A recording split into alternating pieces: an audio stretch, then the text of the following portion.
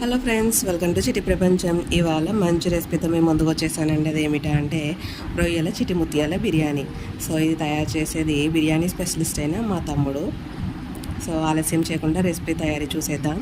ముందుగా పెద్ద గిన్నె పెట్టుకుని రుచికి తగినట్టుగా నెయ్యి, కొంచెం ఆయిల్ వేసుకుని బాగా హీట్ చేయాలి.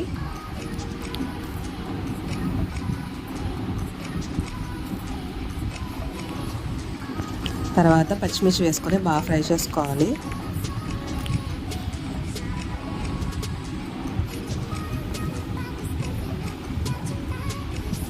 సో అది ఐరన్ గరిటలా ఉండేదాన్ని కురిపి అంటామా, తిప్పుతున్నది నేనే. చాలా బరువు ఉంది, ఒక చేతితో అసలు తిప్పలేకపోయాను. పచ్చిమిర్చి బాగా ఫ్రై అయ్యాక దాల్చిన చెక్క, యాలకులు, లవంగాలు, పువ్వు, జాపత్రి అన్నీ వేసుకుని బాగా ఫ్రై అయ్యాక ఉల్లిపాయలు, టమాటాలు, క్యారెట్లు అన్నీ వేసుకుని బాగా ఫ్రై చేసుకోవాలి. తర్వాత జీడిపప్పు కూడా వేసుకుని బాగా ఫ్రై చేసుకోవాలి. ఈ ఆనియన్, టమాటాలు బాగా ఫ్రై అయిపోయిన తర్వాత రొయ్యలు వేసుకోవాలి. మనం రొయ్యలు ముందుగానే ఉడికించుకుని ఆయిల్ ఫ్రై చేసుకుని పక్కన పెట్టుకున్నాము మేము. అవి వేసుకుని ఈ మసాలాలో బాగా ఫ్రై చేసుకోవాలి.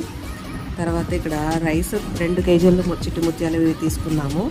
దాన్ని 2 అవర్స్ పైనే బాగా నానబెట్టాడు.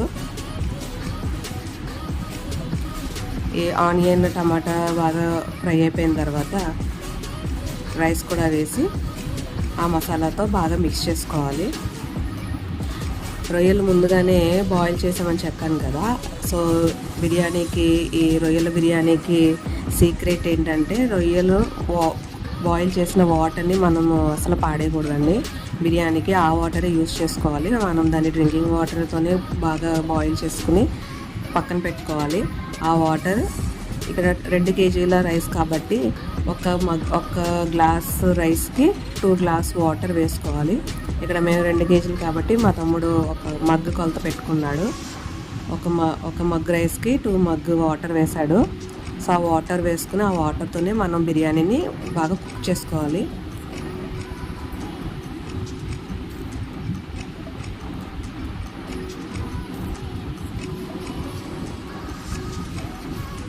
చూస్తున్నారు కదా, తిప్పిన తర్వాత కొంచెం హై ఫ్లేమ్లో పెట్టుకుని మూత పెట్టేశాడు. తర్వాత మా తమ్ముడు సీక్రెట్ అట ఇది. మరి బిర్యానీ ఆకులు కానీ పుదీనా కానీ ముందుగా మసాలాలో వేపలేదు.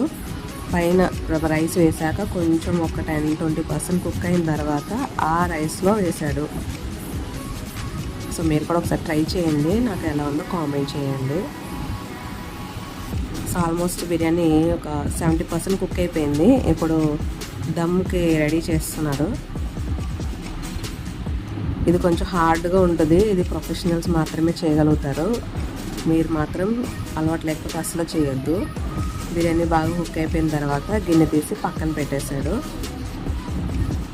తర్వాత స్టవ్ మీదే పెద్ద ప్లేట్ తీసుకుని ఆ గిన్నెకు సరిపోయే ప్లేట్ని బాగా హీట్ చేసి ఆ ప్లేట్ పట్టుకెళ్ళి అలానే గిన్నె మీద మూత పెట్టేసి కొంచెం వెయిట్ ఉండేది పెట్టేశాడు. తర్వాత మూత తీసి చూస్తే biryani ready. Thank you for watching.